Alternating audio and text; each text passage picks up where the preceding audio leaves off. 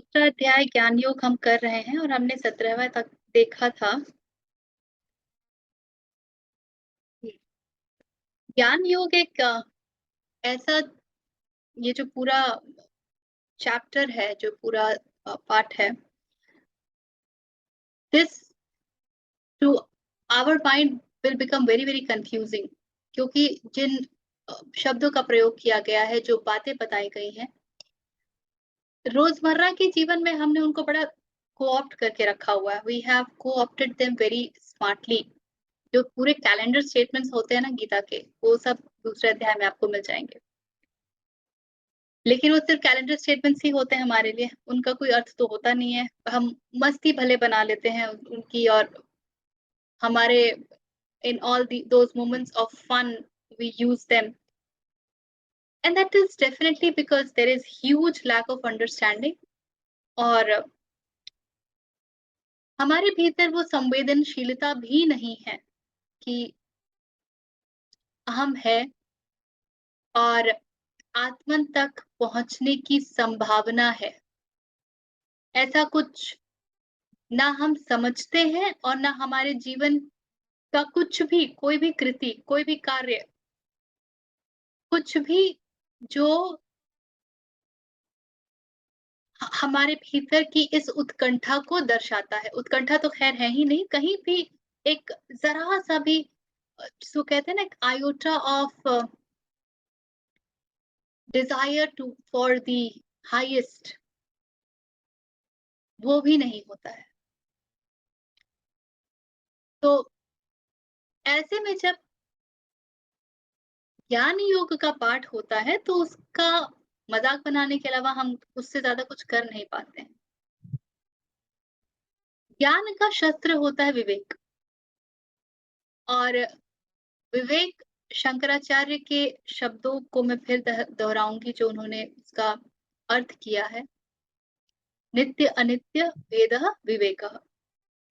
तो जो नित्य और अनित्य में भेद करने के लिए जिस शस्त्र का उपयोग करते हैं उसको विवेक बुद्धि हम कहते हैं। तो विवेक बुद्धि के प्रयोग के बिना ज्ञान योग का एक भी अक्षर समझना कठिन है। कृष्ण प्रयास कर रहे हैं कि और उन्हें बड़ा भरोसा है अर्जुन के ऊपर और जैसा हमने एकदम शुरू में कहा था कि वो अर्जुन एलिमेंट तो हम सब में है कहीं न कहीं, कुछ हद तक ही सही। तो कृष्ण का बड़ा भरोसा है कि अर्जुन समझ पाएँगे। अर्जुन ज्ञान के माध्यम से जो उनका विषाद है उससे ऊपर उठ पाएँगे क्योंकि वो समझ पाएँगे कि जो आत्मिक सत्य है, जो सबसे विशुद्ध सत्य है, जो सबसे ऊपर श्रेष्ठ सत्य है, वो क्या है? और इसी प्रयास में कृष्ण ये सारे मोती अर्जुन के समक्ष रख रहे हैं, जो कि हम सबके लिए उपलब्ध हैं। लेकिन विवेक बुद्धि के प्रयोग के बिना यदि हम ज्ञान योग के पास पहुँचते हैं, तो हमें कुछ ख़ास मिलेगा नहीं, कुछ लाइनें मिलेंगी जिसको कि हम ग्रीटिंग कार्ड और ये सब में तो लगा ही सकते हैं, पर उतना ही, उसके आगे जीवन की यात्रा नहीं पहुँच सकती। अभी-अभी जन्माष्टमी गया है और कई सारे लोगों ने उसको बड़ा सेलिब्रेट भी किया है। जन्माष्टमी में आप देखिएगा कि ज़्यादातर जो हम कृष्ण के जिस रूप का ध्यान करते हैं, वो बाल रूप ही होता है।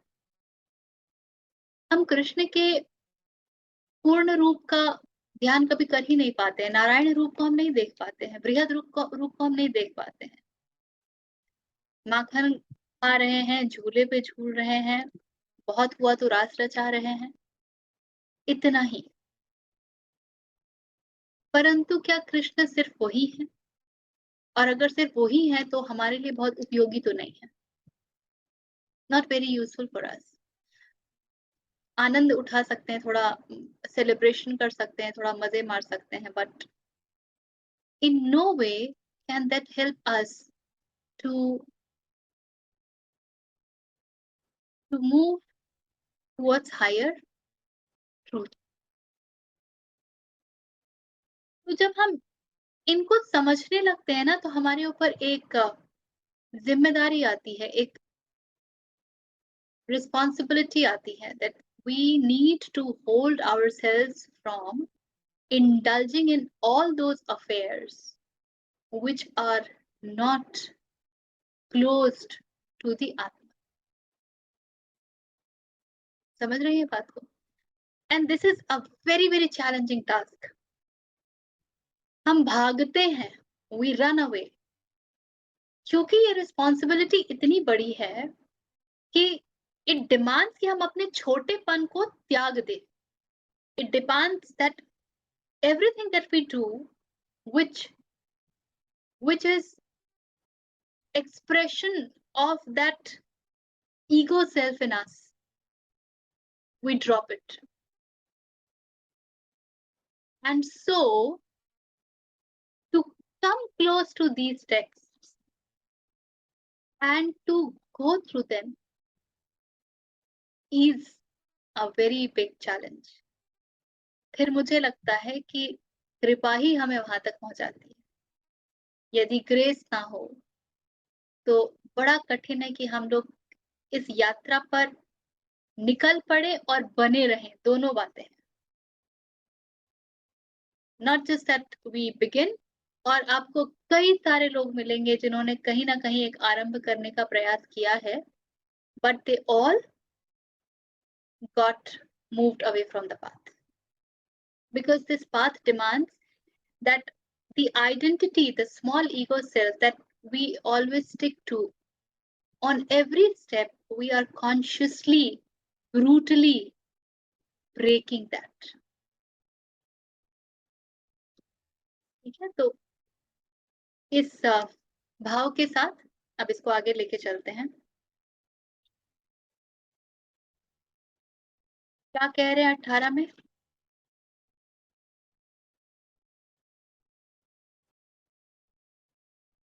अन्तवन्त इमे देहा नित्यस्योक्ताः शरीरिणः अनाशिनो अप्रमेयस्य तस्माद्युध्यस्व भारत. इस नाश रहित अप्रमेय नित्य स्वरूप जीवात्मा के ये सब शरीर नाशवान कहे गए हैं.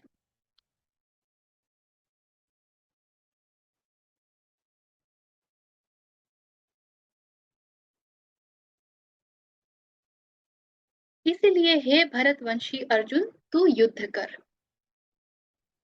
नाश रहित, हमको तो जिसका पता है उसका नाश ही होता है, तो हमारे लिए इसका क्या अर्थ है?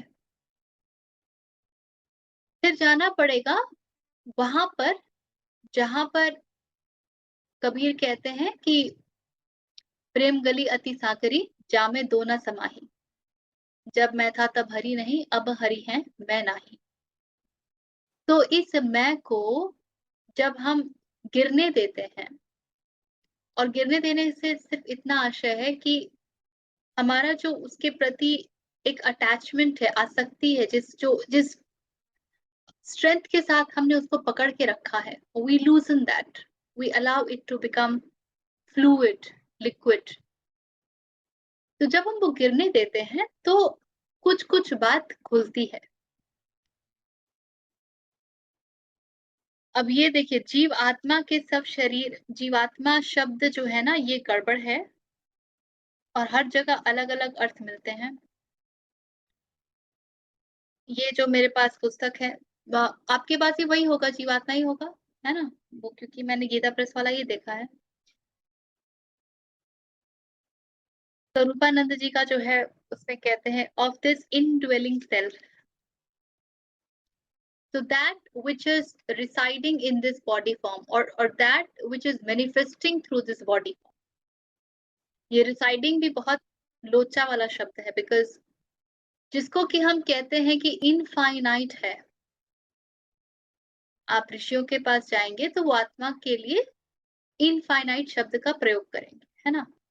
वो इनफाइनाइट इस फाइनाइट शरीर में कैसे रह सकता है, ये घर कैसे हो सकता है?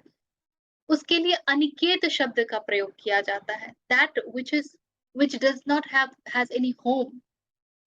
अनिकेत, निकेत घर को कहते हैं, उसे घर की क्या आवश्यकता। तो these words are very confusing to our general everyday mind, so then we need to become very conscious of these words that we use. So that which expresses itself via this body, that which expresses manifests itself via this mind, ठीक है ना। तो कह रहे हैं कि ये जो नाश रहित है, अप्रमेय है। अप्रमेय, the one you can't think about. अप्रमेय जिसके बारे में आप बात नहीं कर सकते हैं, जो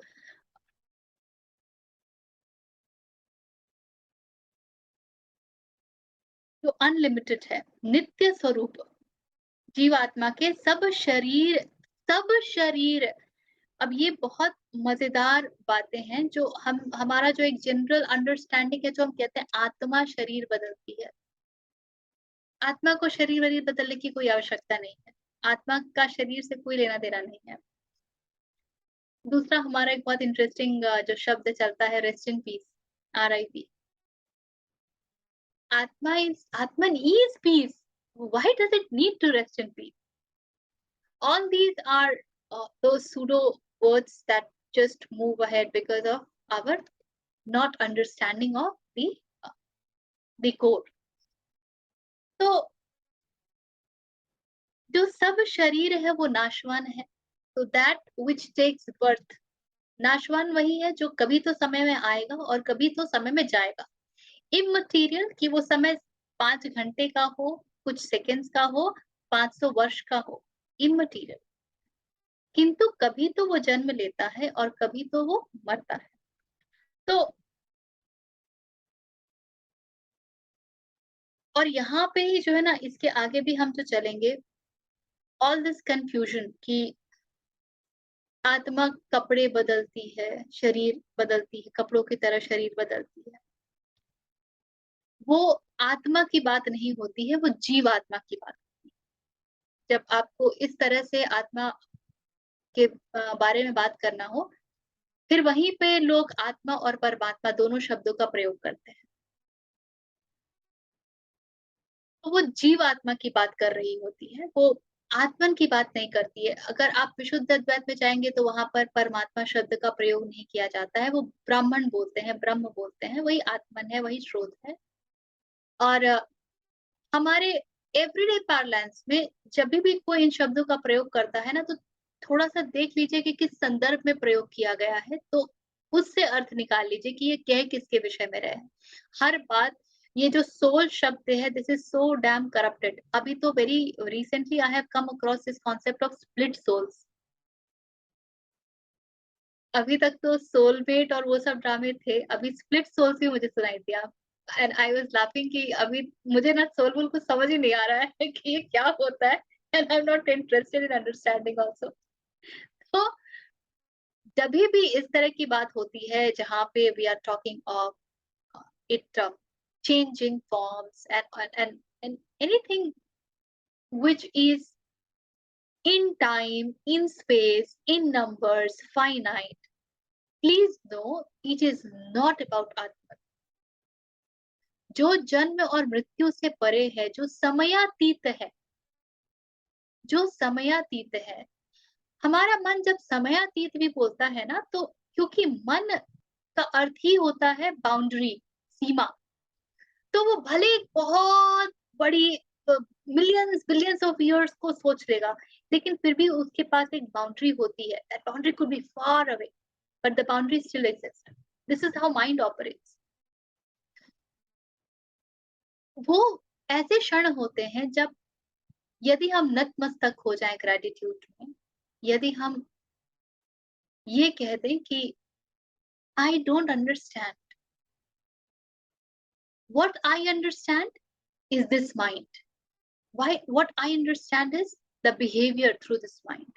What I understand is how this body is functioning. So let me work with this. आत्मन होगा कोई सत्य, मुझे अभी उसका पता नहीं, लेकिन कुछ तो है जो पुकारता है, जिसके कारण ये यात्रा सुंदर लगती है, रोचक लगती है, जिसके कारण बार-बार मन करता है कि खो जाऊँ, डूब जाऊँ। And this is a very interesting thing. हमारे जितने भी कार्य होते हैं, जिस आप देखिए, हम अपने आप को कितना खोना चाहते हैं। निद्रा हमें बहुत प्रिय होती है क्योंकि हमें उस समय अपना कोई बोध नहीं। The entire concept of partying is losing oneself. We don't want to remember ourselves. The entire concepts of taking pills and all those is about not remembering ourselves. So हम जो हैं, जो अहंकार है, उसका तो अर्थ ही कष्ट है, और उसके पास कुछ तो है जो इसके आगे है, और हमारे लिए इतनी बात काफी होनी चाहिए। बिकॉज दैट इज व्हाट, जब कृष्णमूर्ति कहते हैं ना, truth is a pathless land, तो हम किस तरफ चल रहे हैं, दैट इज इम्पोर्टेंट। और हम चल रहे हैं, दैट इज इम्पोर्टेंट। अब किस तरफ चल रहे हैं उसके लिए बहुत, जो मैं हर बार कहती हूँ, देयर वेरी फ्यू, जिसको कसौटी कह लीजिए, litmus test. Is it making you feel lighter? Is it unburdening? Is it giving you those moments of peace? Is it helping you reduce the conflicts in the mind, which is all the time we experience? If these are happening, you know that you are at the right path. Entire concept of losing oneself is about this. We don't want to think, we don't want to face things, we don't want those conflicts, we want to run away from all those. The only thing is, दिशा ही गलत है, तो हमको वो कभी नहीं मिलता है जिसकी हम इच्छा रखते हैं, जो हमारे, जो जिसके हम एम्बिशन रखते हैं, जिसको हम डिजायर करते हैं। तो कृष्ण कहते हैं कि नाश रहित है, अप्रमेय है, नित्य स्वरूप है, और इसके जो जितने शरीर हैं वो नाशवान है। तो ये जितने जो तुम देख रहे हो फील्ड में, तुम्हारे जो खड़े हैं, जिनसे तुम घबरा रहे हो, तुम्हें लगता है कि तुम्हारा एक अटैचमेंट है, तुम्हारा एक रिलेशनशिप है, और इसलिए तुम गांडीव नहीं उठा पा रहे। तो हे अर्जुन, ये तो नाशवान ही है, आज या कल इनका नाश इनएविटेबल है, अपरिहार्य है। इनका धर्म ही है मरना, मरण धर्मा। इनका धर्म ही है कि ये मरेंगे। इसलिए इस बात को जान करके तू युद्ध कर। इसके आगे कहते हैं, यह एनम वेत्ति हंतारम यश्चैनम मन्यते हतम, उभौ तौ न विजानितो नायम हंति न हन्यते। जो इस आत्मा को मारने वाला समझता है और जो इसको मरा मानता है, वो दोनों ही नहीं जानते, क्योंकि यह आत्मा वास्तव में न तो किसी को मारता है और न किसी के द्वारा मारा जाता है। आत्मा के तल पे ये बातें बहुत अच्छी हैं, फिर से मैं वहीं आऊंगी क्योंकि हमारे लिए ये बहुत उपयोगी नहीं हो पाती है। For us these becomes calendar statements,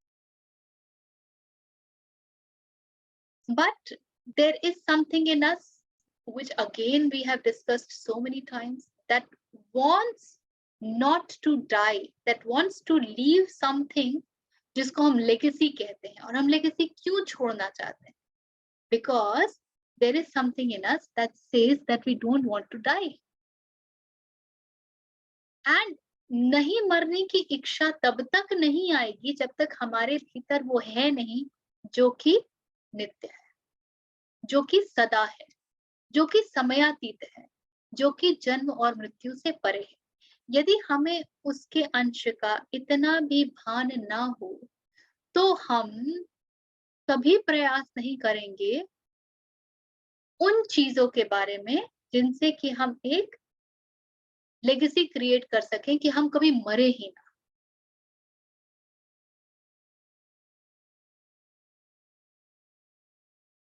तो आत्मा को मारने वाला समझता है तथा इसको मरा मानता है। Neither of them knows because आत्मा को का किसी प्रकार से हनन नहीं किया जा सकता। तो बहुत सीधी सी बात है, इसको दूसरे तरीके से देख लीजिए। हमारे जीवन में हम हर समय हनन का अनुभव करते हैं, कुछ ना कुछ मर रहा होता है, या हमारी आइडेंटिटी के ऊपर प्रहार होता है, वी फील अटैक्ड, या look at every aspect of your life, चाहे वो पर्सनल हो चाहे प्रोफेशनल हो, in every relationship we experience, हम जो रिटेलिएट करते हैं या जो हम रिएक्ट करते हैं, उसका रीजन ही होता है that somewhere we feel we are being attacked, हमारा हनन किया जा रहा होता है। और हमको हनन से घबराहट क्यों है? क्योंकि कुछ तो है जिसका हनन नहीं हो सकता है, पर उस कुछ का हमें पता नहीं होता है, तो हम सुपरफिशियल लेवल पे या सतही तौर पे, on the very surface level, हम प्रयास करते हैं बचाने का उसको जो कि मरण धर्मा ही है। तो कृष्ण कह रहे हैं कि अर्जुन वहां जाओ जहां तुम्हें पता हो कि कुछ है जो कभी मर नहीं सकता, और तुम्हें लगता है कि तुम यदि मारोगे तो तुम महामूर्ख हो, क्योंकि तुम जिसे मारोगे तुम्हें ना उसका ज्ञान है, ना तुम्हारे भीतर जो उनको मारेगा तुम्हें उसका ज्ञान है, दोनों में से किसी का तुम्हें नहीं मालूम। And that is our story also. हमें लगता है कि हमने कुछ कह दिया तो सामने वाले को बुरा लग गया, हमें लगता है कि हमने कुछ कर दिया तो how will the other person feel, how will they react, how will they take, and they become our cause of concern, they become our cause of conflict in the mind, they become our reason to keep thinking.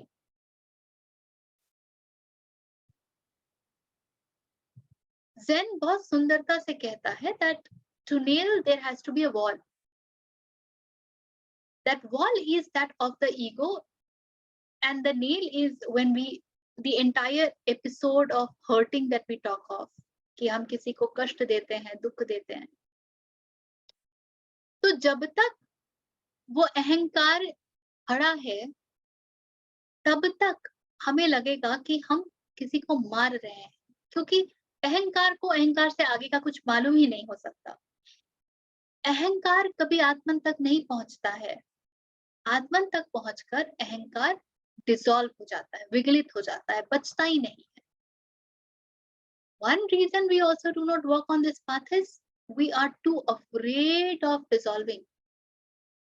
अरे मैं रहूंगा ही नहीं, मैं बचूंगा ही नहीं, तो आत्मन किसको पता? That is why then it is wiser not to talk of Atman, but to check what is happening in this ego self. अब कृष्ण आगे बताते हैं कि क्यों ऐसा है कि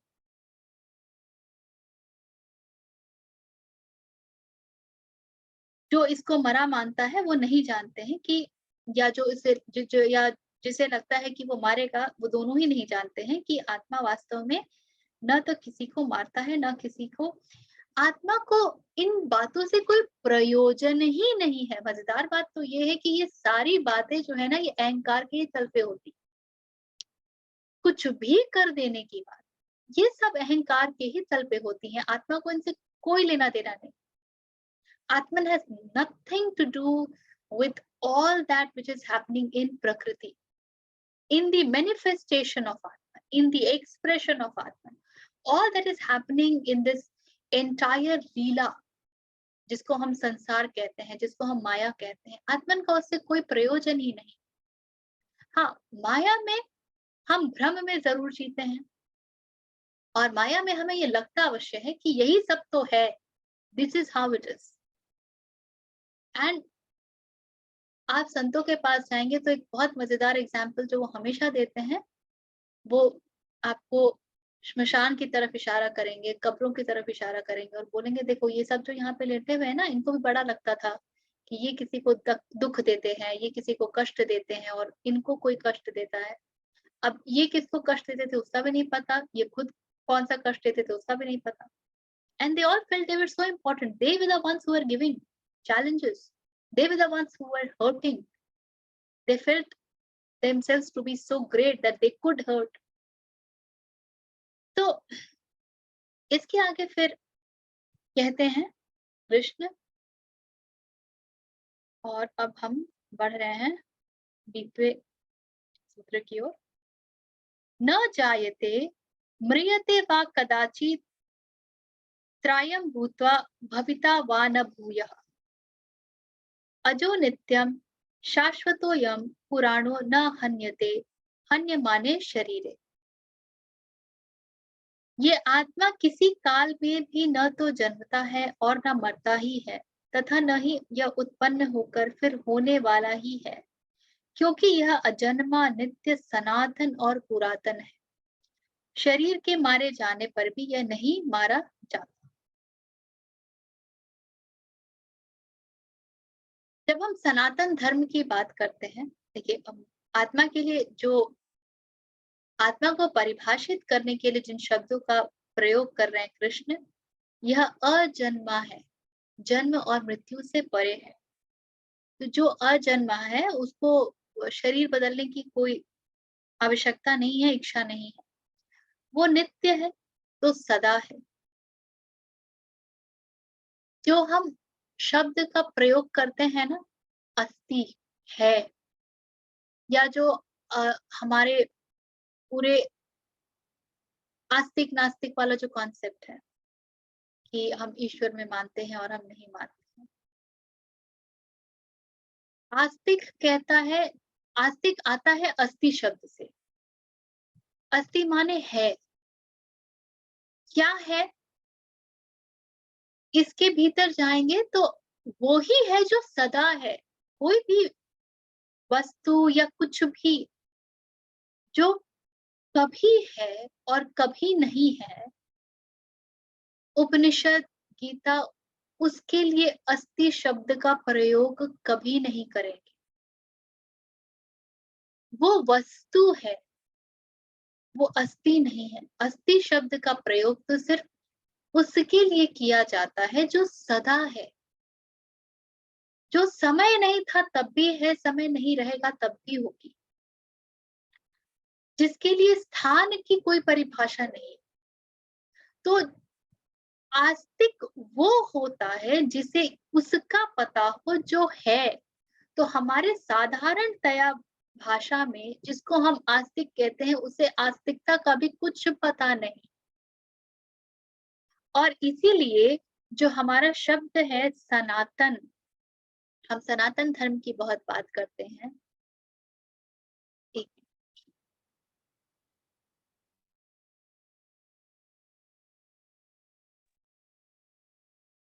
जो सनातन धर्म की हम बात करते हैं, धर्म सिर्फ वही होता है जो हमको आत्मा तक ले जा सकता है। तो यदि आपको वो आत्मा तक ले जा पा रहा है, तब तो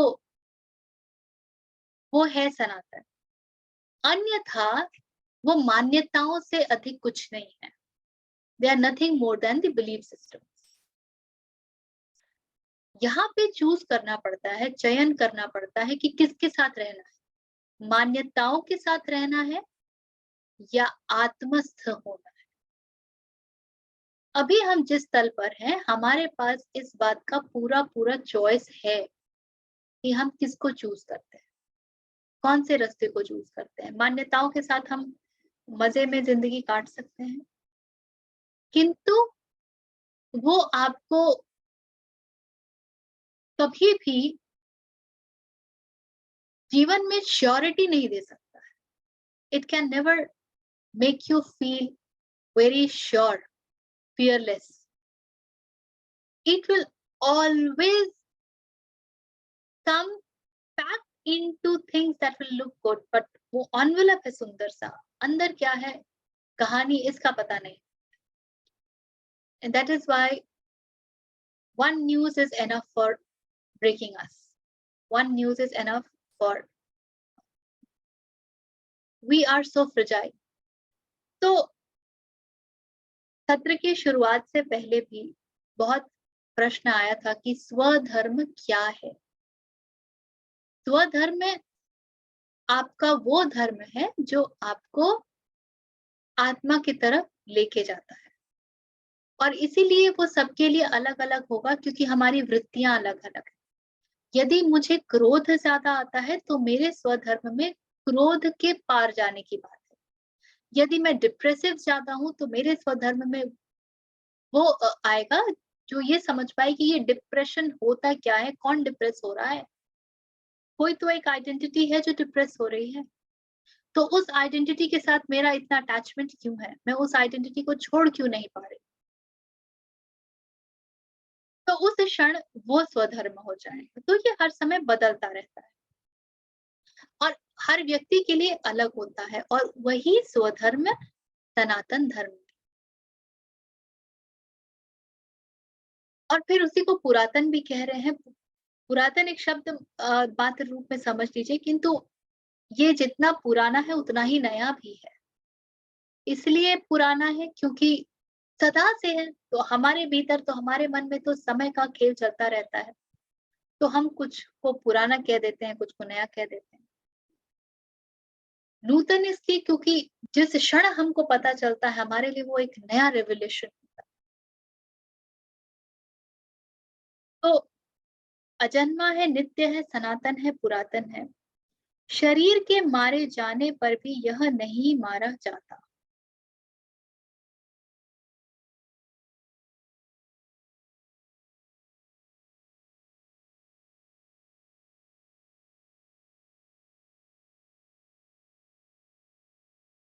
हमारे जीवन का तो सत्य यही है कि शरीर मरता है तो सब मर जाता है और हमारा डर भी यही है कि शरीर खत्म हो जाएगा।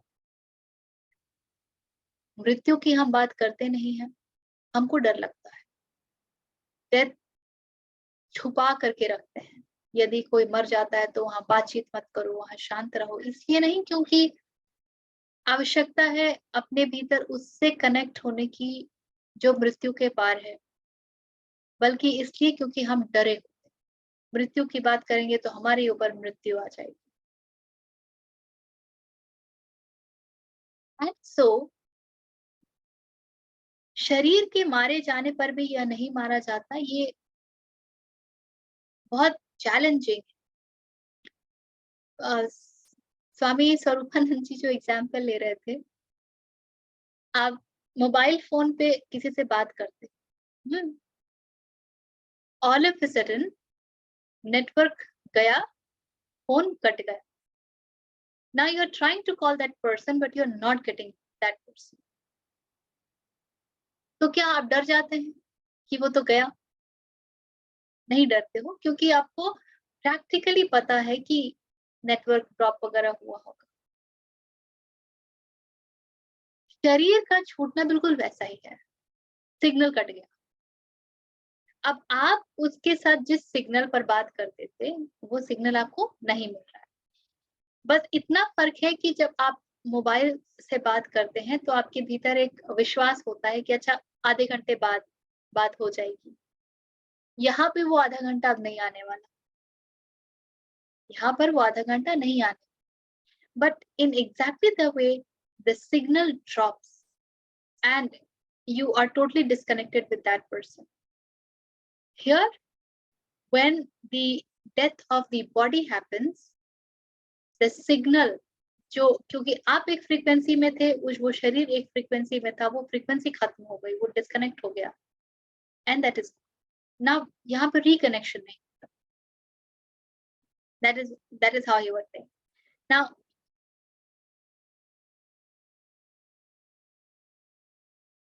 मुझे समझ में आ रहा है कि अर्जुन के लिए कितनी दुविधा वाली स्थिति होगी कि यहाँ सब मरने-मारने के लिए खड़े हैं और कृष्ण कह रहे हैं शरीर के मारे जाने पर भी यह नहीं मारा जाता। ये सिर्फ कृष्ण कह सकते हैं। एक बड़ी मज़ेदार कहानी है। कहते हैं कि एक संत था, अब उसके पास जो आए उनको बहुत सारे डूज़ एंड डोंट्स पकड़ा दिए जाते थे, कि तुम्हें ये करना है, तुम्हें ये डिसिप्लिन यम-नियम। पतंजलि के पास जाओगे तो वो यम-नियम दे देंगे, प्राणायाम, प्रत्याहार। तो पकड़ा दिए जाते थे कि भाई तुम्हें मांसाहार नहीं करना है, तुम शराब का सेवन नहीं कर सकते हो, तुम्हारा ये सोने की नियमितता है, उठने की ये नियमितता है, ये सारे दिनचर्या में तुम्हें निभाना है वगैरह वगैरह। तो जब सभा हुई तो ठीक है, अब ये व्यक्ति नया-नया आया था, बड़ा सुन कर के आया था, प्रवचन तो दूर से बहुत सुना था, तो काफ़ी फ़ैसिनेटेड था, पहुँच गया कि भई मुझे भी इस संघ में शामिल कर लीजिए। रात्रि में देख रहा है कि ये जो बैठे हैं गुरुजी, ये तो मांसाहार भी कर रहे हैं और शराब का भी सेवन कर रहे हैं। अब भड़क गया, अरे! ये कैसे हो सकता है? हमें तो सब मना कर दिया है, ये बैठ के खा रहे हैं। This is not walking the talk. Walking the talk कितना इम्पोर्टेंट है ना हमारे लिए। वॉकिंग द टॉक के बिना हमारी ज़िंदगी नहीं चलती। हम किसी को असेस ही करते हैं that they don't walk their talk. तो भड़क गया कि ये तो जो सिखाते हैं उस वो जीते ही नहीं है, तो ये हमें कैसे कुछ सिखा सकते हैं? And how could he give us so much of dos and don'ts. तो जो उनका सेवक था, कहता है कि वहाँ जब पहुँच जाओगे ना, ये जो वर्जनाएँ तुम्हारे ऊपर हैं, all that you have been asked not to do, ये सब हट जाएँगी, तुम्हारे ऊपर से भी हट जाएँगी। वहाँ जो बैठा होता है उसके ऊपर कोई वर्जना नहीं होती है, क्योंकि वहाँ जो बैठा है वो आत्मस्थ है, वो शरीर से कार्य नहीं कर रहा है। Now this is just an example, that doesn't mean that you start you know non-vegetarian food and all that. वहाँ जो बैठा है उसके ऊपर किसी प्रकार की कोई वर्जना नहीं है, क्योंकि वहाँ जो बैठा है वो जो करता है वो ही उचित है। यदि आपको उचित और अनुचित का डेफिनेशन लेना है ना, what is right and what is wrong, whatever the person who is seated in self, that person does is right. It is never the action which is right or wrong. It is always the doer who is right or wrong. कर्म किस बिंदु से उद्भूत हो रहा है, कर्म किस पॉइंट से निकल रहा है, किस थॉट प्रोसेस से निकल रहा है, कौन सी आइडेंटिटी से निकल रहा है, ये सब बातें जो हैं, ये कृष्ण तो अर्जुन को कह सकते हैं, अर्जुन नहीं कह सकेगा। अर्जुन को तो अभी फॉलो ही करना, अर्जुन के पास कभी फॉलो करने के अलावा कोई उपाय नहीं। यहीं पर अब बहुत सी बातों का अनुभव ना होते हुए भी, बहुत सी बातों को में न जीते हुए भी, and that's why I always say that you should have one person in your life जिनके समक्ष आप बिल्कुल जो उन्होंने कह दिया वो कह दिया। वो श्रद्धा आवश्यक है। वो स्थान जहां आप एनालिसिस नहीं करोगे, बहस नहीं करोगे, ये नहीं पूछोगे ऐसा मैं क्यों करूं, वैसा मैं क्यों करूं। You will just do because you have been asked to do. ऐसे व्यक्ति का जीवन में होना बड़ा आवश्यक होता है। एक कोई ऐसा होना चाहिए। You simply follow them because you have been asked to. So, and this is what this has been a very interesting episode of my life. मैं रेकी अब मेरी जो रेकी मास्टर मैं उनके साथ कोई बहस नहीं करती। वो जो कह देती हैं वो कह what she has said I have to follow. आचार्य जी के साथ भी ऐसा ही रहा, कह दिया है तो हम जहाँ हैं, हम जितनी सीमितताओं में जीते हैं, हम जितना छुटपन में जीते हैं, बहुत कुछ हम समझ ही नहीं पाते हैं, हम जान ही नहीं पाते हैं। तो सीमित बुद्धि से सीमित के बारे में चर्चा नहीं की जा सकती, रैशनलाइज नहीं किया जा सकता। जैसे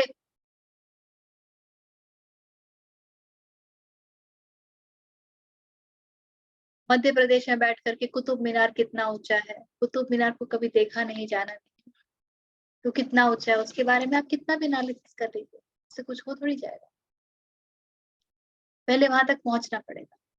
बहुत स्थूल एग्जाम्पल है, बहुत क्रॉस है, बट या वैसे समझिए ना, जैसे आप क्लास मैं तो अपनी बेटी को ये बात बोलती रहती हूँ कि तुम अगर क्लास प्रेप में मुझसे ये पूछती कि मुझे ABCD क्यों पढ़ा रहे हो? जैसे इंजीनियरिंग स्टूडेंट्स को मैं देखा करती थी ना, they used to ask this a lot, ma'am practical नहीं करवाते हैं, बहुत थ्योरी है। अरे बिना थ्योरी समझे तुम प्रैक्टिकल क्या कर लोगे? Without understanding the principles what will you do practical? जाके गुरुत्वाकर्षण को फिर से रीडिस्कवर करना है क्या? या क्वांटम समझ आ जाएगा? तो बेसिक फंडामेंटल थ्योरी तो चाहिए ना। तो you I tell her that thank God कि तुम्हारे पास उतनी बुद्धि नहीं थी कि तुमने ये नहीं पूछा कि मुझे ABCD क्यों पढ़ा रहे हो, तो बड़ा बोरिंग है। और क्योंकि उस समय ये नहीं पूछा, इसलिए आज तुम वो बहुत कुछ पढ़ सकती हो। You are capable enough to study that, read that. So to know that I am in a smaller grade, when you know somebody who is, even if they have not reached, इतना काफी है कि बहुत ज्यादा visor है मुझसे, that is enough for me right now. वहां पहुंच जाऊंगी, have that faith in the existential process. Krishna के ऊपर श्रद्धा रखिए कि when the student is ready, the teacher appears. फिर आपको वो भी मिल जाएंगे जो आपको और आगे ले जा सकेंगे। बुद्ध के विषय में हमने देखा है, सुना है ना, कितनों के पास गए थे वो सीखने, और उनके शिक्षकों ने उन्हें कह दिया कि मुझे जितना पता था वो मैंने आपको बता दिया है, आपको सब कुछ जान चुका हूँ, अब आप आप सब कुछ जान चुके हैं, अब मैं आपके लिए और उपयोगी नहीं, so you go to somebody else. So you will get the teacher when you really need them like that. So इसको ठीक opposite वे में my Reiki master says, the kind of Reiki teacher you would be, the kind of students you will attract. So when I moved towards doing third degree, मेरा band बजाया था Richa, you have to work on yourself, and till that time this detachment doesn't happen, this doesn't happen, that doesn't happen, no moving ahead. And the process was very painful. There were so many times when I literally felt कि मुझे नहीं करना, forget it, मुझे नहीं करना, because इतना सरल नहीं है कि अहंकार को कोई कुचल रहा है और अहंकार तिलमिलाए नहीं। Every move was being questioned, every thought was being questioned. तुम ऐसा क्यों सोच रही हो? Why is this coming to your mind? अब करो rationalize. So every attachment was being questioned. Every time the desires to seek something in the world was being questioned. चलिए आगे बढ़ते हैं। 21वां, वेदा विनाशिनम नित्यम य एन मजम व्ययम कथम स पुरुषः पार्थ कम घाययति हन्ति कम। हे पृथा पुत्र अर्जुन, जो पुरुष इस आत्मा को नाश रहित नित्य अजन्मा और अव्युक्त जानता है, वह पुरुष कैसे किसको मरवाता है और किसको मारता है?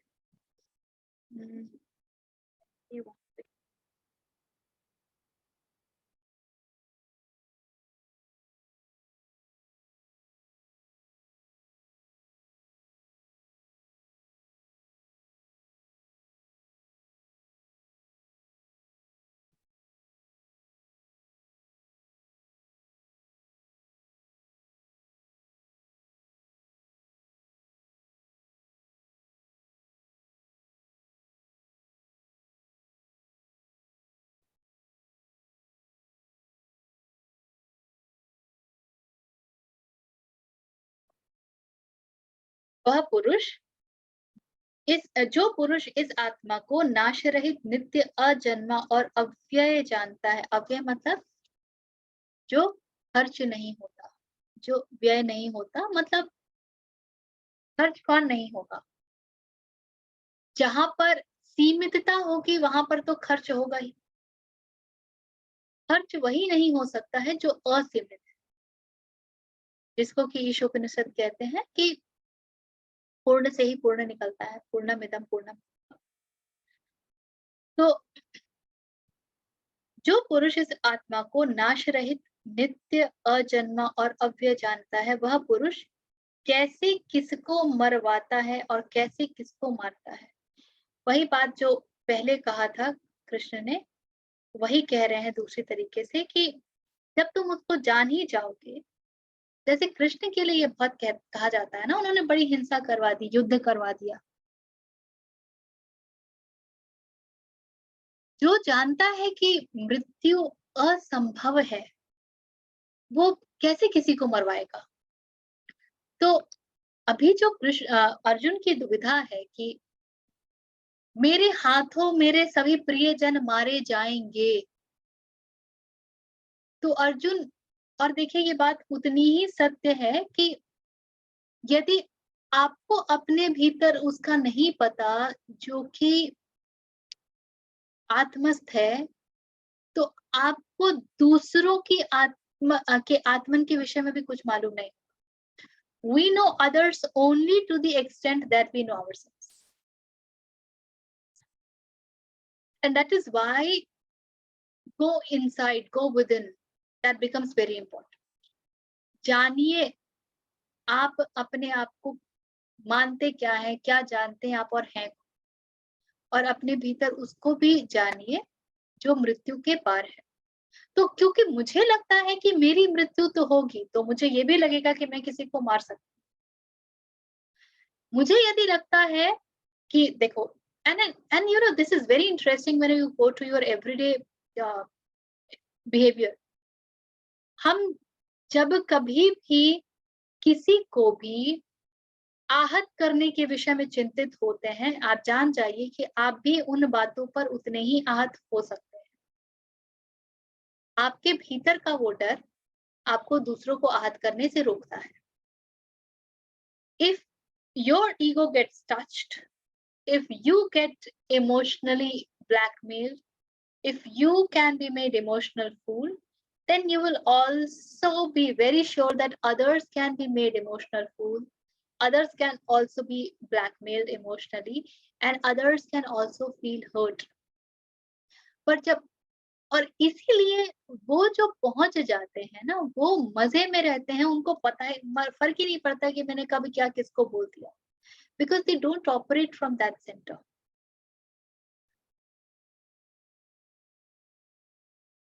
So I'm not able to articulate it well probably. आप जिन चीजों को लेकर के हल्के हो जाएंगे ना, जो बात आपके लिए महत्वहीन हो जाएंगी, आप दूसरे के जीवन में भी उसको महत्वहीन ही जानेंगे. You might know that that person gives it lot of importance, but primarily then you will know कि वो क्या नौटंकी चल रही है. Okay. So जो अपने मन को बहुत तरीके से समझता है, वो मन कैसे काम करता है उसको समझता है, और इसलिए दूसरों का मन भी कैसे कार्य करेगा वो समझेगा. This is why, and Acharya Prashant has always been saying that spirituality is the ultimate smartness. यदि आप मन समझते हैं तो आपको ये भी पता है कि किस किस तरीके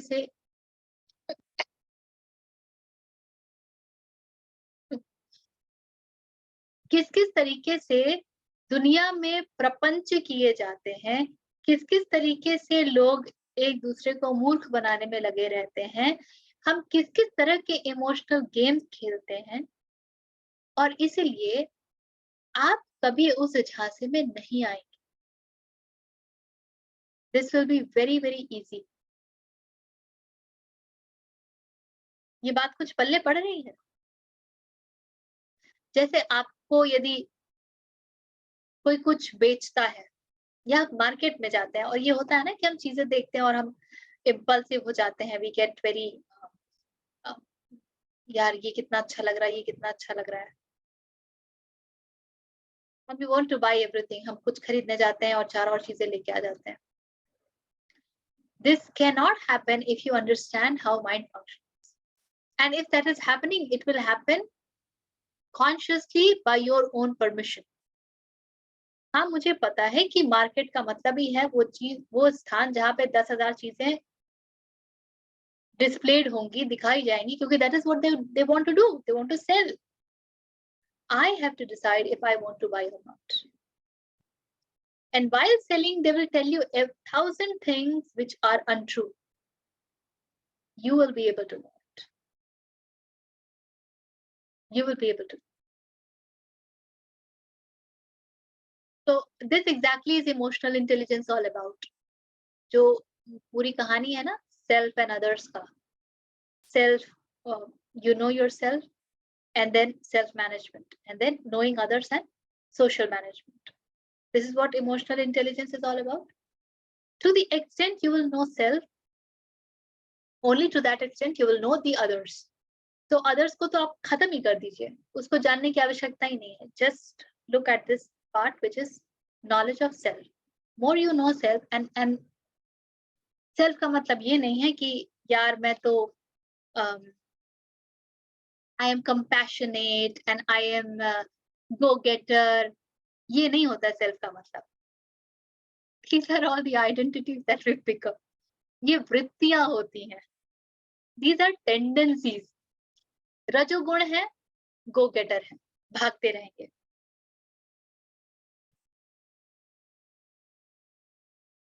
तमोगुण है, आलसी होंगे. सत्व गुण है, प्योरिटी की तरफ मन ज्यादा भागेगा. You would like to be in companies which are more clean and all. पर अभी भी गुणातीत नहीं हुए हैं, घूम तो गुणों में ही रहे हैं. और एक पूरा अध्याय ही है भगवत गीता में जो गुणों के ऊपर है, और कृष्ण कहते हैं गुणातीत होने की आवश्यकता है. तो ये सब वहां बैठ के कहा जा सकता है जहां कृष्ण बैठे हैं. तो वह पुरुष कैसे किसको मरवाता है और कैसे किसको मारता है. तो जब तक आपको लगता है कि आप मर सकते हैं, तब तक आपको ये भी लगेगा कि आप किसी को मार सकते हैं. और इसीलिए ये हिंदू धर्म की बड़ी दुविधा भी रही है. मुझे याद है ओशो ने एक बार लेफ्ट राइट सेंटर दिया था. I was listening to his one of his talk, and there was some person who asked them कि क्या हिंदू धर्म ने हमको कायर नहीं बना दिया? Because we have become very tolerant, और हम हर किसी को अपना लेते हैं, and we allow everybody to invade. This is what has happened with us. जो कहते तुम्हें हिंदू धर्म का पता ही क्या? फिर हिंदू धर्म तो शुरुआत यहाँ से, उसका आरंभ भी यहाँ से होता है.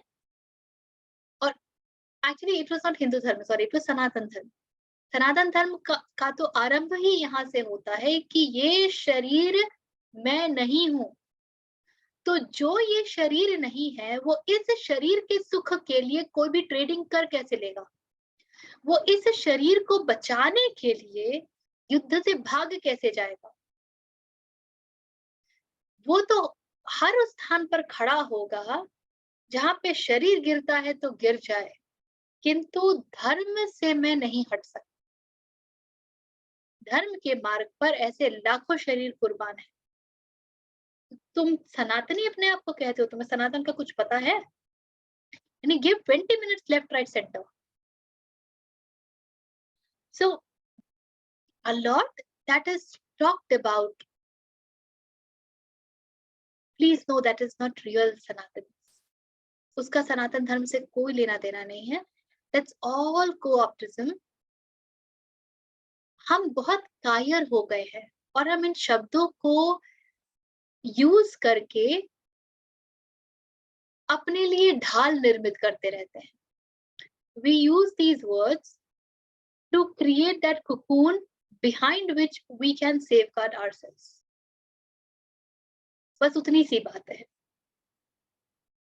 अन्यथा सत्य के लिए तो धमकियों के पश्चात, चेतावनियों के पश्चात रिश्ते नातों के पश्चात खड़े होने की ताकत मिलती है, पर यदि सत्य के साथ खड़े हो तो, कृष्ण के साथ खड़े हो तो, कृष्ण कभी भी आपको कॉम्प्रोमाइज करना नहीं सिखा सकते। उन्होंने कभी नहीं सिखाया है। हम लोगों ने कोऑप्ट भले कर लिया है। ठीक है, let's take a pause here. Anything till now? Any question, any comments, anything that's coming to your mind? इस श्लोक में 21 में ये भाव भी है ना कि इसमें कर्ता भाव नहीं है। ऐसा व्यक्ति जो जानता है कि आत्मन को कोई कुछ कर ही, इट इज ऑलमोस्ट लाइक अगर कोई ट्रायल चल रहा है कोर्ट में और मर्डर हुआ ही नहीं, तो आप जिसको वो कह रहे हो कि जिसको पनिश कर रहे हो, बेसिकली जब मर्डर ही नहीं हुआ तो how can he be guilty? ऐसा कुछ कि वो काम ही नहीं हुआ तो who will you hold responsible for? So nobody is killed, nobody is being killed and nobody is attempting to kill. So basically करता ही नहीं है, करता is missing. Act. is missing. मैं इसको वकालत वाला हिसाब किताब नहीं लूंगी, क्योंकि वहां वही लोग पहुंचते हैं जिनके पास आइडेंटिटी होती है, जिनको लगता है कि मैंने किया, मैं मारूंगा, मुझे बदला लेना है, मुझे आद किया गया, एंड ऑल दोस क्रचेस। पर हाँ, ये बात है कि कर्ता भाव से ये शब्द नहीं निकल सकते, इसीलिए अर्जुन ये बातें नहीं कह सकते। कृष्ण कह सकते हैं, क्योंकि कृष्ण कोई कर्ता भाव में नहीं जीते हैं। कृष्ण कर्ता नहीं है। ठीक है ना? Anything else that's occurring? शील जी, आपके प्रश्न के साथ ही हम खत्म करेंगे। आप बात करना चाहते थे ना? हाँ ऋचा जी, एक क्वेश्चन था। बोलिए। जब आप वो जीवात्मा परमात्मा का बता रहे थे ना, तो तभी एक्चुअली थोड़े दिन पहले एक लेक्चर सुना था, उसमें वो कॉस्मिक माइंड के बारे में कुछ बोल रहे थे, तो मुझे वो समझा नहीं। माइंड और कॉस्मिक माइंड में क्या, is it like analogous to ये जीवात्मा परमात्मा वाला कॉन्सेप्ट? कॉस्मिक माइंड को आपको अहम वृत्ति जानिए। अहम वृत्ति हम समझते हैं, जब आप वृत्तियों को, when you dissect yourself, you come to know that there are tendencies in us. ठीक है? These tendencies take birth. When you go inside those tendencies, उनके लेयर अगर आप उसके भीतर जाएंगे, then you will come to this tendency that Maharshi Raman always called as I tendency, the mother of all tendencies. I tendency is the identity, अहम भाव, मैं हूं, इसका भाव। तो जो कॉस्मिक माइंड होता है वो अहम भाव है। Know that to be the aham bhav. And this is what Krishnamurti also always said, that the mind of mankind is one. We all might express in different way. I get angry differently. I get sad differently. I get happy differently. You might have more of different proportion of those elements. But ले दे के वही मन के गुण रहेंगे। So mind of the mankind is the same. और cosmic mind के बारे में क्या कहा उन्होंने? एक्चुअली उसमें उन्होंने ऐसा कहा था कि जैसे मेरा माइंड किसी एक सिचुएशन को किसी तरीके से परसीव करेगा, आपका किसी और तरीके से करेगा, और ये जो सब कुछ संसार है वो एक तरह से इल्यूजन है, वो वाली चीज। तो जो हम इमेजिन करते हैं, जो हम एक्सपीरियंस करते हैं, वो तो हमारा इंडिविजुअल माइंड है। बट अगर जैसे एक ऑब्जेक्ट है, या जैसे जो नेचर है, अगर ट्री है कोई, तो ट्री तो मुझे भी दिख रही है, आपको भी दिख रही है, सबको दिख रही है, तो वो tree is a creation of cosmic mind. That is because of the configuration of the brain that we have, which perceives tree as a tree. हमारा हमारा जो ब्रेन है वो 3D को व्यू करता है, तो हमारे लिए पेड़ एक प्रकार का है। आप कुत्ते की नजरों से देखेंगे तो पेड़ हरा दिखेगा क्या? A dog cannot see any color but only black and white. The entire thing for a dog is black and white. So can the dog perceive tree exactly the way you perceive it? No. No. Ant perceives things in two-dimensional. Will the ant perceive the tree in exactly the way we perceive? We will not. So because the configuration and the moment your brain moves from configuration of 3D to 4D, 5D, you will start seeing the tree in a different manner altogether. Quantum physics का एक जो बहुत बड़ा हिस्सा है quantum tunnelling, वो इसी पे डिपेंड करता है। जब क्वांटम फिजिक्स क्या कहता है that you have 99% of the solid thing that we see has void, empty spaces ही होते हैं उसमें, पर हमको तो नहीं दिखता। जिस दिन आपको वो empty spaces दिखेगा ना, आपको अपने भीतर भी वो emptiness दिख जाएगी, and then you will actually be able to go through that. आप दीवार के आर पार हो जाओगे क्योंकि दीवार आपके लिए एग्जिस्ट ही नहीं करेगी। Okay. That is because of the configuration of mind, configuration of brain, sorry. And mind is in every cell, so the entire process of perception and experience happens via the mind. Man, buddhi, chitta, ahankar. That is in every cell. Each cell of our body knows how to experience anything.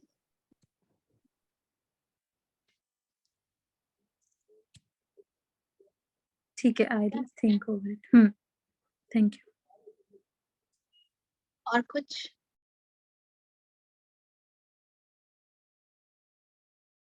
हाँ शिव जी, चलिए आपके प्रश्न को देखते हैं।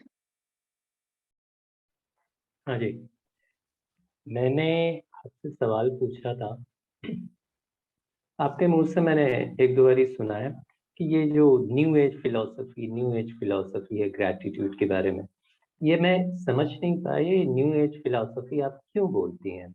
आपके बोलने का मतलब क्या होता है?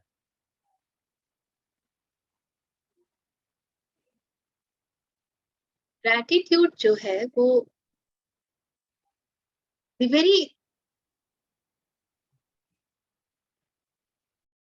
very understanding that when you get to have that, you are able to express yourself in so many ways.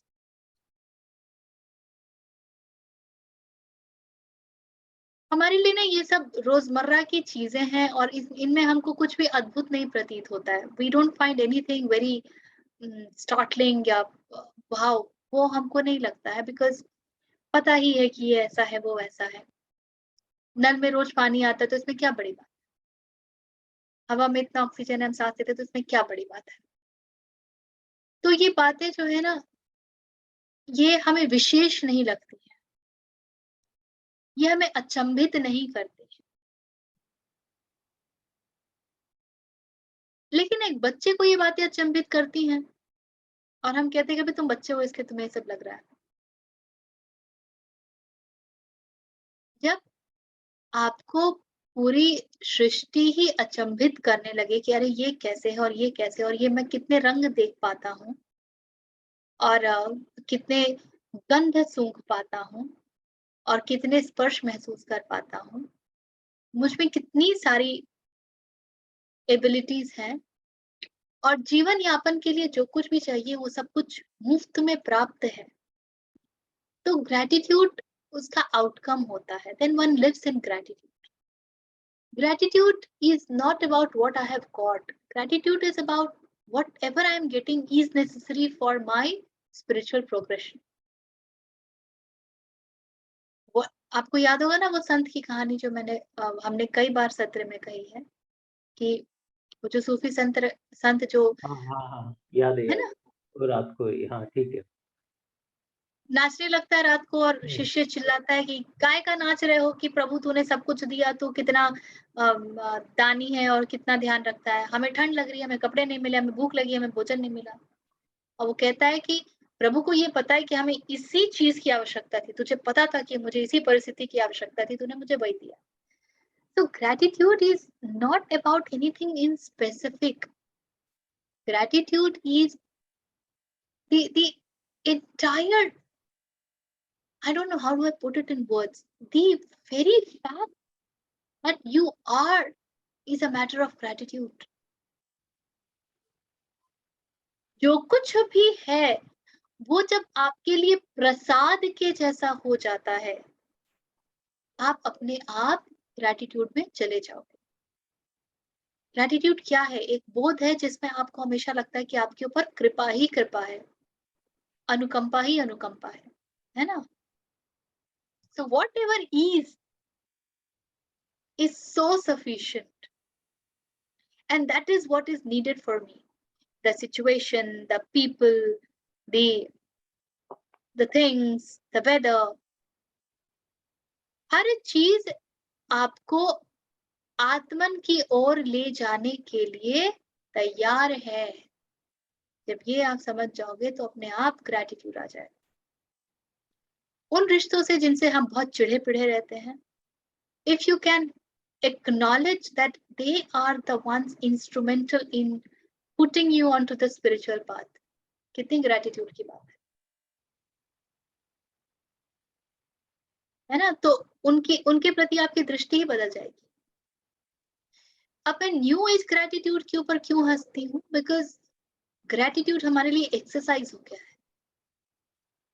जो जीवन का आधार होना चाहिए, जो जीवन का रूप होना चाहिए, जिसमें प्रति क्षण हमें होना चाहिए, वो हमारे लिए एक अभ्यास है, एक्सरसाइज है। So what do you feel gratitude for?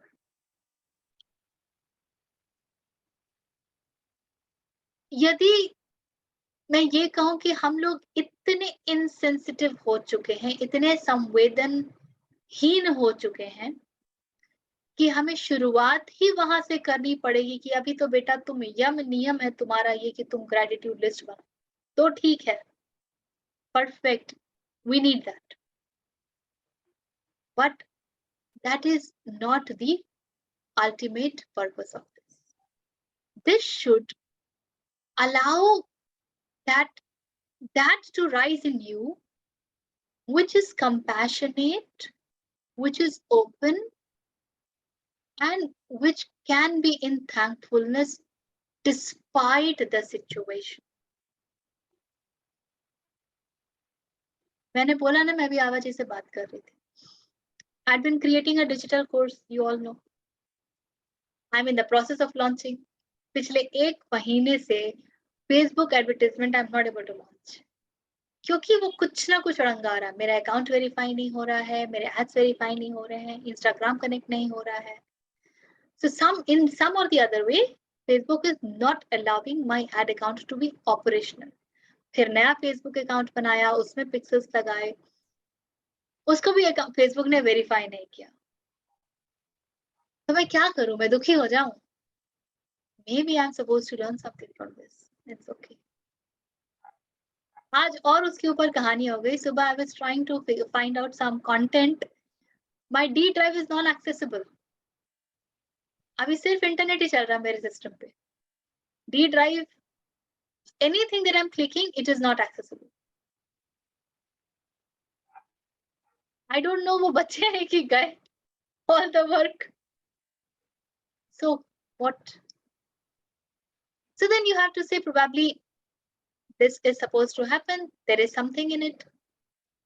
Instead of cursing, instead of weeping, I don't know what it is there to teach me. So let it be.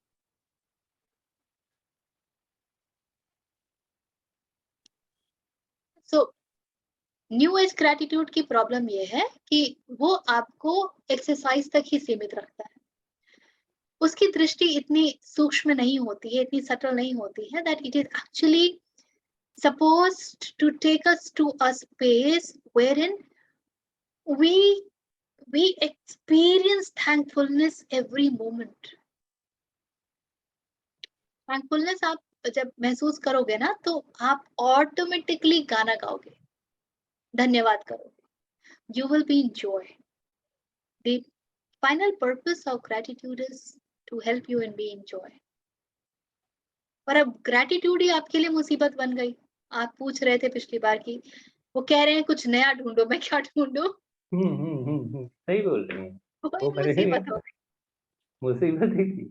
लेकिन आपने जो बोला ये बाद में कुछ चीजें मैंने पढ़ी, ठीक है, तभी मेरे को एक चीज रियलाइज हुआ, जैसे कि आपको अगर प्रेजेंट मोमेंट में अगर जीना आता है, तो जैसे आप बता रही हैं ना, मतलब आपको लाइफ पता चलती कि हाँ इस पल में आप कैसे जी सकते हैं. इस पल में जीने के लिए जैसे कुछ आप सुन रहे हैं, आपको नेचर में कुछ आवाजें मिल रही हैं, या कोई आपसे बात कर रहा है, कहीं बर्तनें गिर रही हैं, या आप कुछ काम ही कर रहे हो. ये सारी जो चीजें हैं ना, आपके बॉडी में जो सेंसेशंस हो रहे हैं, ये सारी चीजें आपको कनेक्ट करती है आपके बॉडी के अंदर क्या क्या चीजें हो रही हैं, जो इंटर्न आपको हेल्प कर रहा है उस प्रेजेंट मोमेंट में रहने के लिए. क्योंकि आप जैसा देखती हैं सिर्फ हमारे सेंसेस से तो नहीं, उसके बियॉन्ड कोई चीज है जो हमको देखने के लिए, हमारे थॉट्स देखने के लिए, हमारे जो बॉडी में सेंसेशन है उसको परसीव करने के लिए कोई ना कोई तो हमको हेल्प कर रहा है. मैं एक्चुअली अभी आपकी इस बात को रियलाइज कर पाया कि हाँ, वो जो एक थैंकफुलनेस है आपको फील होना चाहिए. ये तभी होगा जब भी आपको रियलाइज होता है कि ये सारी चीजें आपको आत्मन की तरफ लेके जा रही है, जहाँ पे आप सुख चैन, जो पीस ऑफ माइंड आप जो चाहती हैं, वो आपको एक रियलाइज होता है. अभी इन चीजों का इम्पोर्टेंस मेरे को समझ में आ रहा है कि ये चीजों का जो पर्पस है, जो भी रिसोर्सेज आपको संसार में मिल रहे हैं, इनका बेसिक पर्पस है कि आप इन सब चीजों को यूज करके आत्मन की तरफ कैसे बढ़ रहे हैं. ये आपकी एबिलिटीज होती हैं. In fact I am wondering this कि ये जो परफेक्शन और इम्परफेक्शन की कहानी है ना कि imperfection is a state of mind और वो सब तो ठीक है, but then it is always said spiritually that we are always perfect. तो ये मेरे लिए मुझे ये बात बहुत ठीक है, because it has come to me through my master, so I would like to stay with that, yet it was not seeping in me. और मैं सोच रही थी कि ये क्यों, if I am all the time perfect, then why do I want to be something? जो हमारी दशा होती है ना कि हमको कुछ बनना है. एंड इट जस्ट डोंट कि जब तक आप सेंसेस को यूज करके, प्रयोग में ला करके बाहरी दुनिया से कनेक्ट करोगे, आपको इम्परफेक्शन के अलावा कुछ नहीं दिखेगा. आप कैसे ड्रेस्ड हो, आप कैसे बोलते हो, आपको कितना मालूम है, आप किन लोगों के साथ मिलते हो, किन स्थानों पर जाते हो. In everything you will only experience imperfection and you would want to do more of that. मुझे और जगह जाना है, मुझे और बड़ा वार्डरोब चाहिए, मुझे और वैरायटी ऑफ डिशेस टेस्ट करनी है, मुझे और एक्सपीरियंसेस चाहिए. Till the time you are using your senses to experience world, you will only experience imperfection. But if you want to know that perfection in you, then you will have to go within. Right. Perfection वहां मिलेगी. Right. और जब आप वहां जाओगे, उस यात्रा पर बढ़ जाओगे जो कि स्वधर्म भी है, तो जो बाहरी चीजें आपको तनाव देती है ना, वो अपने आप घटने लगेंगी, वो गिरने लगेंगी. They will start dissolving. All of a sudden हर वो चीज जो आपके लिए इतनी इम्पोर्टेंट थी कि लगता था कि ये नहीं होगा तो कैसे होगा, you will know कि it's okay, ये नहीं होगा तो भी होगा. Then the standards that we set for ourselves to live, that will fall. Then you would know what is needed and what is not needed. That only happens, perfection only you will get to know when you take this inward journey. External world mein to you will only, because that is what you are associating with all the time. आप external world में जाते ही तब हो जब आप external world के साथ associate करते हो. तो जो सीमित है वहां पे perfection कहाँ मिलेगा? जो सीमित है, माया में तो सीमा ही है ना, वहां परफेक्शन कहाँ मिले?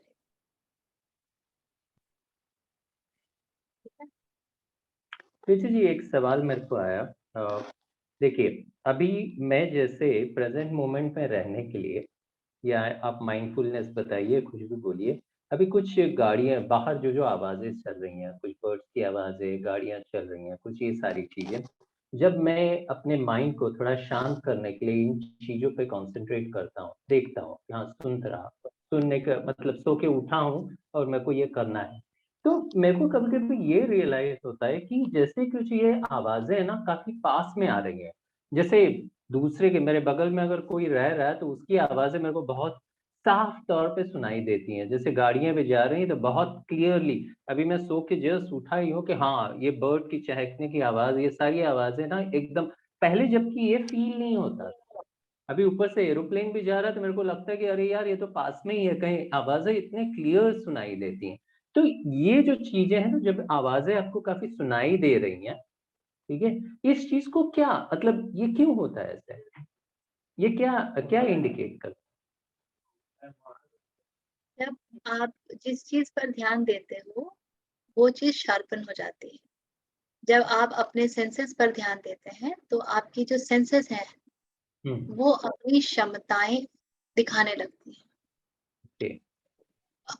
जैसे it is established that we don't use even 7% of our brain, and exactly हमारे सेंसेस के पास जो कैपेबिलिटी होती है वो भी प्रयोग नहीं करते हैं। जब आप उसके ऊपर ध्यान देते हो तो they start to become sharpen. Okay. कोई भी चीज है ना, जैसे जो वही बात है, करत करत अभ्यास जड़मति हो सुजान। सेंसेस भी तो स्थूल ही है ना, तो स्थूल उस पे ध्यान दिया तो it will start to improve.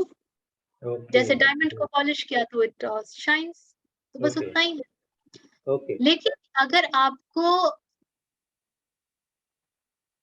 Present moment का वो देखना है ना, then you will have to also look into कि इस समय यहाँ क्या चल रहा है परफेक्ट। और इस समय वो क्यों चल रहा है, और अच्छा। इस समय मैं इसको इतना महत्व ही क्यों दे रहा हूँ। मेरे मन में ओके। यदि आता है कि मेरा पुत्र ऐसे कर रहा है तो मैं इस बात को इतना वैल्यू क्यों दे रहा हूँ। इसका मतलब ये नहीं है कि आप उसे 2 डाँट नहीं लगा सकते, आप उसे 2 बातें नहीं कह सकते। इसका मतलब ये है बस इतना कि वो आपके सर पे चढ़ के नाचेगा नहीं। You will not be driven because of that. Okay. It will not pull you and push you. You will at some level remain unaffected by that. इसी को कहते थे संत कि you walk on the water without getting wet. Okay. Okay. Right. You don't right. get impacted. You don't get affected. ठीक है। ठीक। जो शांति हम ढूंढते हैं, जो हम पीस ढूंढते हैं, that comes a lot when detachment starts to happen. Detachment will happen when you stop giving the amount of value that you had been giving to anything in your life, in the worldly stuff, in the material world. वहां से शुरुआत होती है। तो जिस चीज को मैं वैल्यू ही नहीं करूंगी वो मुझे क्यों परेशान करेगी, कैसे परेशान करेगी ना। राह चलते लोग आपको कुछ कह देते तो आपको परेशान करते हैं क्या? नहीं करते हैं। लेकिन यही जिनको आप वैल्यू करते हो वो आपको कह देते हैं तो कितना परेशान। Right. It is all a value game. Right. Right. Right. बढ़िया। Good good good, thank you. बहुत अच्छा। तो कृष्ण की बात सुनोगे तो आपको पता होगा कि वैल्यू किसको करना है। विवेक का प्रयोग परफेक्ट। कीजिए ये जानने के लिए कि वैल्यू किसको करना है। बहुत व्हाट सही। Is worth valuing. Right. Right. Good. चलिए और थैंक कुछ यू। है? नहीं नहीं, बहुत बढ़िया। Thank you so much. Thank Let's close it. Please sit straight. Those who know can chant along with. Otherwise, you can just be. Take a deep breath in. Om Purnamadah Purnamidam Purnat Purnamudachyate Purnasya Purnamadaya Purnameva Avashishyate. Om Shanti Shanti Shanti.